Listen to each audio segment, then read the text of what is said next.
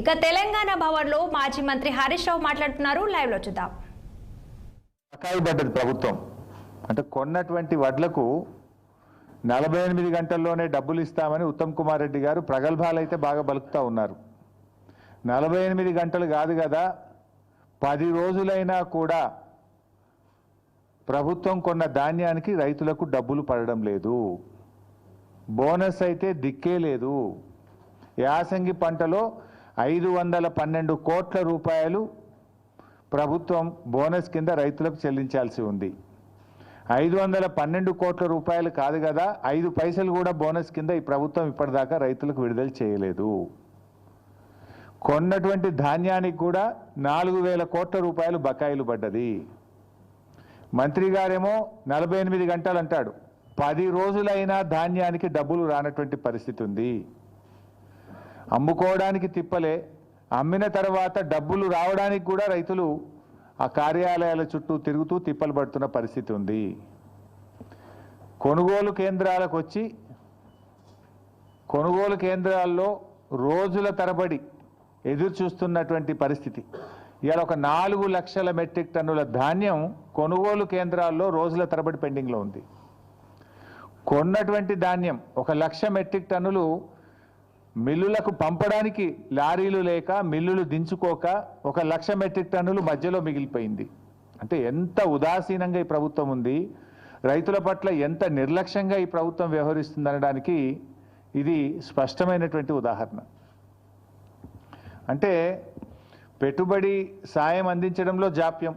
మీకు తెలుసు, వానకాలం రైతు బంధు అయితే గొట్టిండ్రు, యాసంగి రైతు బంధు ఇవాళటికి 3 ఎకరాలకు కూడా వేయలేదు.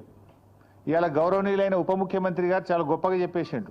ఏమంటుండో, మేము పెట్టుబడి సాయం కోసం బడ్జెట్లో 18,000 కోట్లు పెట్టినాం, ఏడాదంతా ఇస్తాం, మెల్లగా ఇస్తాం, ఏడాదంతా ఇస్తారట. ఎప్పుడు పెట్టుబడి సాయం అంటే ఎప్పుడు ఇవ్వాలి? పంటకు పెట్టుబడి సహాయం, విత్తనాలు కొనుక్కోవడానికో నాట్లు పడడానికంటే ముందు ఇవ్వాలి. కోతలైపోయినా యాసంగి పెట్టుబడి సాయం ఇవ్వలేదు ఉప ముఖ్యమంత్రి గారు. ఇలా ఖమ్మంలో చెప్తున్నాడు ఆయన గారు, మెల్లగా ఇస్తారట. మీరు కాంగ్రెస్ పార్టీ మేనిఫెస్టోలో ఏం పెట్టారు? కేసీఆర్ 10,000 ఇచ్చిండు, మేము 15,000 ఇస్తాం. ఆ 15,000 కూడా పంట సీజన్ ప్రారంభం కాకముందే రైతుల ఖాతాల్లో వేస్తామన్నాడు. ఇప్పుడు పంట సీజన్ ప్రారంభం కాదు, పంట సీజన్ అయిపోయింది, అయినా కూడా ఇంకా ఖాతాల్లో డబ్బులు పడలే. ఓడదాటదాకా ఓడమల్లప్ప, ఓడదాటినాక బోడమల్లప్ప.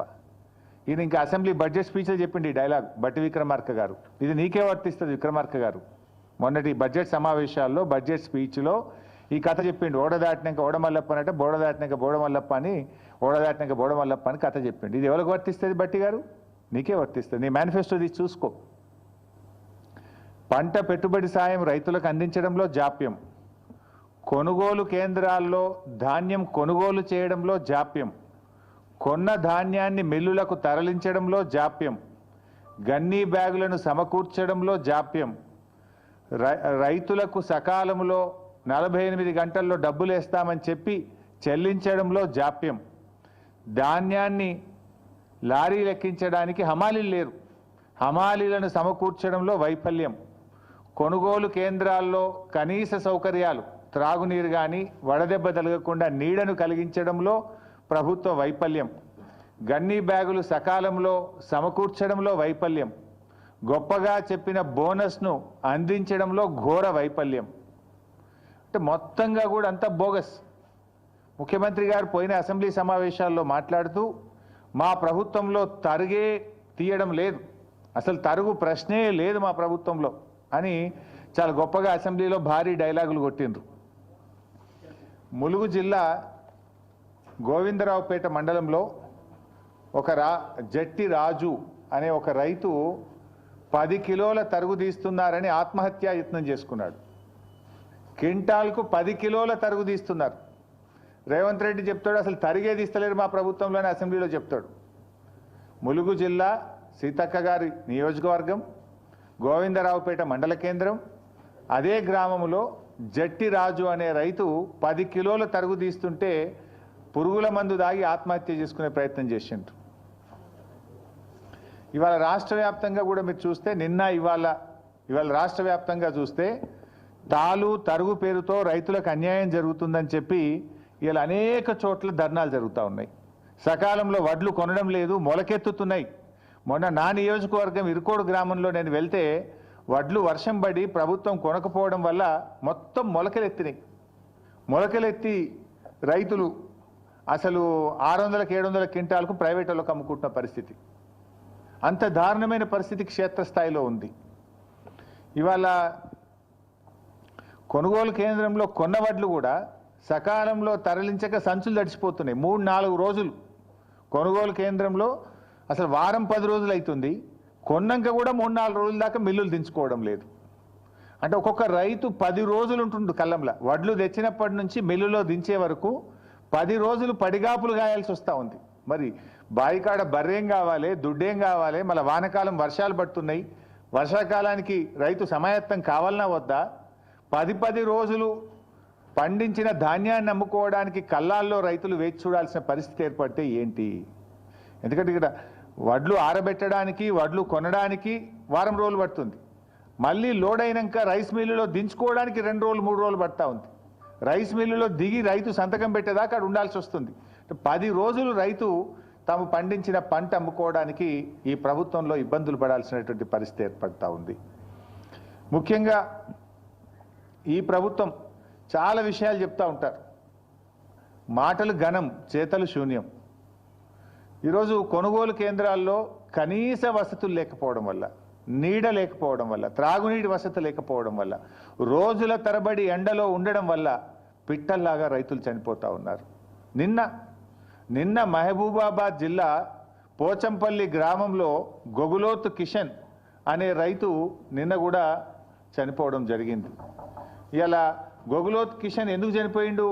రోజుల తరబడి అక్కడ ఉండి గొగులోత్ కిషన్ రోజుల తరబడి ఆ పంట అమ్ముకోవడానికి కొనుగోలు కేంద్రంలో ఉండి తీవ్రమైన వడదెబ్బకు లోనైపోయి గొగులోత్ కిషన్ గారు నిన్న మహబూబాబాద్ జిల్లాలో చనిపోవడం జరిగింది. అదేవిధంగా 15th ఏప్రిల్లో జగిత్యాల జిల్లాలో ధారూరు గ్రామంలో వడదెబ్బ దాకి జలపతి రెడ్డి అనేటువంటి రైతు కొనుగోలు కేంద్రంలోనే వడ్ల కుప్ప మీదనే చనిపోయినటువంటి పరిస్థితి.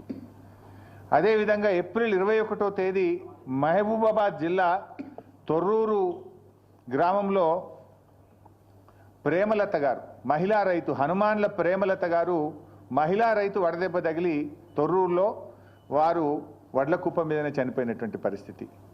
అదేవిధంగా నెల్లుకుదిరి మండలం మదనతుర్తి గ్రామంలో బిర్రు వెంకన్న, చూడండి వడ్ల మీదనే బిర్రు వెంకన్న అనే రైతు వడ్ల మీదనే చనిపోయినటువంటి పరిస్థితి. ఎండ దెబ్బ తగిలి కళ్ళంలోనే తాను ఆరుగాలం కష్టపడి పండించిన పంట మీద, ధాన్యం మీదనే చనిపోయినటువంటి బిర్రు వెంకన్న దృశ్యం ఇది. అదేవిధంగా మన జనగామ నియోజకవర్గం చేర్యాల మండలంలో ఆకునూరి గ్రామంలో చింతకింది హనుమయ్య అనేటువంటి రైతు అక్కడే కళ్ళంలోనే మరి ధాన్యం అమ్ముకోవడానికి వచ్చి అక్కడే చనిపోవడం జరిగింది. అంటే ఈ రకంగా ధాన్యపు రాశులే సాక్షిగా కొనుగోలు కేంద్రాల్లోనే రైతు మరణాలు జరుగుతూ ఉంటే ఈ ప్రభుత్వానికి చీమ గుట్టినట్టు కూడా లేదు. ఈ మరణాలు సహజ మరణాలు కావు. ఇవి రేవంత్ రెడ్డి ప్రభుత్వం యొక్క నిర్లక్ష్యం వల్ల జరిగినటువంటి మరణాలు. ఈ మరణాలకు రాష్ట్ర ప్రభుత్వమే బాధ్యత వహించాలి. ఈ రైతులకు ఒక్కొక్కరికి 25 లక్షల ఎక్స్గ్రేషియా ఇచ్చి ఆ కుటుంబాలను ఆదుకోవాలని చెప్పి నేను ప్రభుత్వాన్ని డిమాండ్ చేస్తూ ఉన్నా. ఎందుకంటే ఇవి సహజ మరణాలు కావు. ఒక రకంగా చెప్పాలంటే ఇవి ప్రభుత్వ హత్యలు, ప్రభుత్వ నిర్లక్ష్యం వల్ల జరిగినటువంటి మరణాలు. గతంలో బీఆర్ఎస్ ప్రభుత్వం మీద దుమ్మెత్తి పోసినటువంటి కాంగ్రెస్ నాయకులు ఇవాళ ఎందుకో కళ్ళాల కాడికి పోతలేరు. ఆనాడు బీఆర్ఎస్ ప్రభుత్వంలో అన్నీ చక్కగా జరుగుతుంటే కూడా మా మీద బురద జల్లాలని కళ్ళాల్లోకి వెళ్ళి నానా యాగి చేసినారు. ఇవాళ ముఖ్యమంత్రి పట్టించుకోడు, మంత్రులు కళ్ళాల కాడికి పోరు, ఎక్కడ రివ్యూ చేయడానికి వీళ్ళకి టైమే దొరకలేదు. రైతులంటే వీళ్ళకి ప్రేమే లేదు ఈ ప్రభుత్వానికి. అంటే రైతుల పట్ల కాంగ్రెస్ ప్రభుత్వం చూపుతున్నటువంటి నిర్లక్ష్యం ఇవాళ వారి ప్రాణాల మీదకి వచ్చినటువంటి పరిస్థితి. ప్రభుత్వం అసలు రివ్యూ లేకుండా మొద్దు నిద్రపోతున్నటువంటి పరిస్థితి. ముఖ్యంగా ఇవాళ ఈ ప్రభుత్వం ఏ విషయంలో మీరు రైతుల విషయంలో గమనిస్తే వానకాలం ముఖ్యమంత్రి ఏమో ఈజ్ బిజీ విత్ అందాల పోటీల రివ్యూలు. ఎక్కడ పెట్టా ఆ రివ్యూ కూడా పోలీస్ కమాండ్ అండ్ కంట్రోల్ రూమ్లో ఆ పోలీసు వాళ్ళని కూడా పనిచేసుకొనియకుండా సెక్రటరేట్ ఓడిన గారు అయితే జూబ్లీ హిల్స్ ప్యాలెస్ లేకపోతే పోలీస్ కమాండ్ కంట్రోల్ రూమ్ నెల రోజులకు ఒక్కసారి కూడా సెక్రటరేట్ ముఖం చూస్తలేడు. ఇవాళ ఆ పోలీస్ కమాండ్ కంట్రోల్ రూమ్లో అందాల పోటీల మీద రివ్యూ పెడుతున్నావు కదా రేవంత్ రెడ్డి గారు, మరి రైతులకు రైతు బంధు అందిందా లేదా అని ఎందుకో రివ్యూ పెట్టవు? వానకాలం రైతు బంధు ఎగబెట్టివి, యాసంగి రైతు బంధు సగం మంది కూడా అయిపోతివి. రుణమాఫీ అందిందా లేదా? 42,000 కోట్లు రుణమాఫీ ఇస్తామని చెప్పి కాంగ్రెస్ పార్టీ అసెంబ్లీలో బడ్జెట్ ప్రసంగంలో చెప్పి ఎన్నికల సమయంలో హామీ ఇచ్చినవు. మరి అసెంబ్లీలో బడ్జెట్లో చెప్పిన రుణమాఫీ 42,000 కోట్లు అయిందా లేదా అని రివ్యూ చేయడానికి నీకు సమయం దొరకలేదా రేవంత్ రెడ్డి గారు? కేసీఆర్ గారు రైతు బీమాను దేశములోనే ప్రపంచంలో ఎవరు చేయని పని రైతు బీమాని తెచ్చి రైతులకు భరోసాని ఇచ్చిండు, ధైర్యాన్ని ఇచ్చిండు. ఇవాళ మీరు ఇంతవరకు ఫిబ్రవరిలో కట్టాల్సిన రైతు బీమా పైసలు మే నెల వచ్చినా రైతు బీమా పైసలు కట్టలే. ఇవాళ మార్చ్ ఏప్రిల్ మేలో చనిపోయిన రైతులకు రైతు బీమా డబ్బులు రావడం లేదు. దీన్ని రివ్యూ చేయడానికి రేవంత్ రెడ్డి గారు మీకు సమయం లేదా అని నేను అడుగుతా ఉన్నా. ఈ వడ్లు కొంటలేరు, వడ్ల కుప్పల మీద రైతులు పిట్టల్లాగా రాలిపోతుంటే దీని మీద రివ్యూ చేయడానికి మీకు సమయం లేదా అని నేను అడుగుతా ఉన్నా. 4,000 కోట్లు వడ్లు కొన్న రైతులకు డబ్బులు రావడం లేదు, గొప్పగా చెప్పిన 512 కోట్ల బోనస్ రావడం లేదు. ఇవి ఎందుకు పడతలేవు రైతులకు? 48 గంటల్లో కేసీఆర్ ఇచ్చినప్పుడు మీరు ఎందుకు ఇయ్యలేకపోతుండ్రో రివ్యూ చేసుకోవడానికి మీకు సమయం లేదా రేవంత్ రెడ్డి గారు? అందాల పోటీల మీద ఉన్న శ్రద్ధ రైతుల మీద మీకు ఎందుకు లేదు అని నేను సూటిగా ప్రశ్నిస్తా ఉన్నా. ఇవాళ అనేక చోట్ల నేనేమి రాజకీయంగా చెప్తున్నటువంటి విషయం అంతకంటే కాదు. ఇవాళ ఉదయం నుంచి ఇవాళ జూపల్లి గారి నియోజకవర్గం కొల్లాపూర్లో తడిసిన ధాన్యాన్ని కొనాలని రైతులు రోడ్డెక్కినారు. వాళ్ళని పట్టించుకునే నాతులు లేదు. తరుగు పేరిట కిలోల కొద్ది 4 కిలోలు 5 కిలోలు తీస్తుండ్రని చెప్పి ఇవాళ కొల్లాపూర్లో వాళ్ళు ధర్నా చేసిండ్రు. నాగర్ కర్నూలు జిల్లా పెంటపల్లి మండలం జటప్రోలులో ఇలా తడిసిన ధాన్యాన్ని కొనండి, మొలకలెత్తుతున్నాయి అని చెప్పి రోడ్డెక్కి రైతులు ధర్నా చేసిండ్రు. జగిత్యాలలో తూకంలో 4 కిలోలు 5 కిలోలు ఎక్కువ పెడుతున్నారు, మాకు బస్తా మీద 5 కిలోలు తీస్తే క్వింటాల్కి మీద 10 కిలోలు పోతుంది అని చెప్పి జగిత్యాలలో రైతులు ఇలా రోడ్డెక్కి ధర్నా చేసిండ్రు. అదేవిధంగా సిరిసిల్ల జిల్లాలో తంగెలపల్లి మండలం జిల్లెల గ్రామంలో వడ్లు కొనుగోలు చేయడం లేదని సిరిసిల్ల సిద్దిపేట హైవే మీద రాస్తా రోకో చేసిండ్రు. అదేవిధంగా సన్నవడ్లు కొంటలేరు, 2 నెలల నుంచి సన్నవడ్లు అమ్ముకోవడానికి కళ్ళంలో వడ్లు పోసి ఎదురు చూస్తున్నామని చెప్పి రాస్తా రోకో చేసినారు. వనపర్తి జిల్లాలో రాత్రి భారీ వర్షం పడి సంచులన్నీ తడిసిపోయినాయి, మక్కలు తడిసిపోయినాయి, కొంటలేరు అని చెప్పి మరి వనపర్తి మార్కెట్ యార్డ్ బయట రైతులు ఇవాళ ఆందోళనకు దిగినటువంటి పరిస్థితి.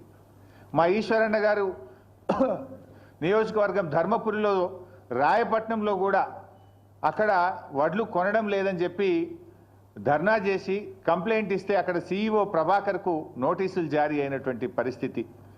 అదేవిధంగా ఖానాపూర్ ఆదిలాబాద్ జిల్లా ఖానాపూర్ మండలం ఏర్వచింతల గ్రామంలో 4 కిలోలు 5 కిలోలు ఎక్కువ జోకుతున్నారు, రైతులకు తరుగు పేరు మీద తాలు పేరు మీద తీస్తున్నారని చెప్పి పిఏసిఎస్ నిర్వాహకులను రూమ్లో వేసి తాళాలు వేసింది. ఇవాళ అంటే రాష్ట్రంలో ఈ జిల్లా ఆ జిల్లా కాదు, రాష్ట్రం అంతా కూడా ఈ సమస్య ఉంటే ప్రభుత్వం ఎందుకు మొద్దు నిద్రపోతా ఉంది?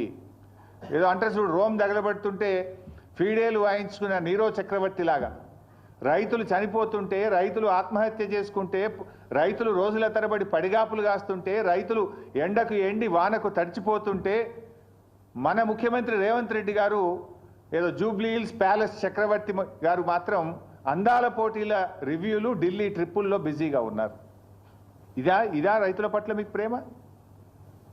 మీకు ఓట్లేసి మిమ్మల్ని అధికారంలోకి తెచ్చి మిమ్మల్ని నమ్మి నువ్వు ఒకటేనాడు 2 లక్షల పైన రుణమాఫీ చేస్తా అని, 15,000 రైతు బంధు ఇస్తా అని, అన్ని పంటలకు బోనస్ ఇస్తా అని, పంటల బీమా తెస్తా అని ఒక్కటన్నా వరంగల్ డిక్లరేషన్లోని ఒక్కటన్నా నువ్వు అమలు చేసినవా రేవంత్ రెడ్డి అని నేను అడుగుతా ఉన్నా. రాహుల్ గాంధీ ఆయనే వచ్చి ఆ డిక్లరేషన్ను వరంగల్లో విడుదల చేసిండు. ఆయన అడగడు, ఈయన అమలు చేయడు. రాహుల్ గాంధీ కూడా బాధ్యత ఉంటుంది కదా, అడగాల్సిన బాధ్యత నీ చేతిలో. రాహుల్ గాంధీ క్రెడిబిలిటీ ఏముంటుంది? రేపు రాహుల్ గాంధీ రేపు వచ్చి ఉపన్యాసం చెప్తాడు, వింటాడా? ఏమని నమ్మాలి? ఏమని చెప్తావు? వరంగల్ ఇచ్చిన హామీ ఒక్కటి అమలు చేయలే అని రాహుల్ గాంధీ ముందుకు క్షమాపణ చెప్పాలి. ఏడాది అర్థమైంది, ఇంకెంతకాలం మోసం చేస్తారు? ఇచ్చిన హామీలు అమలు చేయమంటే రేవంత్ రెడ్డి గారు నన్ను ఢిల్లీకి పోతే చెప్పులు ఎత్తుకుపోయడం లెక్క చూస్తుర్రు, నాకు అప్పు పుడతలేదు అని రేవంత్ రెడ్డి గారు మాట్లాడతారు. ఇవాళ పరిస్థితి ఏంటంటే ఆఖరికి పాకిస్తాన్ను నమ్మి అప్పిస్తున్నారు తప్ప రేవంత్ రెడ్డిని నమ్మి ఎవడు అప్పిస్తలేడు. నిన్న కూడా ఏదో పేపర్లు చూస్తే పాకిస్తాన్కి అప్పించినట్టు కనబడ్డది. అంటే నీ పరిస్థితి అట్లా తయారైపోయింది. ఏంది అసలు నువ్వు? నీకు పాలన చేతగాక, నీ ప్రజెంటేషన్ సరిగా లేక, నువ్వు ప్రతిపక్షం మీద బురద జల్లబోయి నువ్వు తీసుకున్న గోతులే నువ్వే పడ్డావు. ఇప్పుడు ప్రభుత్వాన్ని నడపడం అంటే ప్రతిపక్షాల మీద దుమ్మెత్తి పోసినంత సులువు కాదు రేవంత్ రెడ్డి గారు. ఇప్పటికైనా పాలన మీద దృష్టి పెట్టు, రైతుల కష్టాలు తీర్చాలని చెప్పి నేను రేవంత్ రెడ్డి గారిని కోరుతా ఉన్నా. తక్షణమే ముఖ్యమంత్రి గారు రివ్యూ చేసి ధాన్యం కొనుగోళ్లను వేగవంతం చేయండి.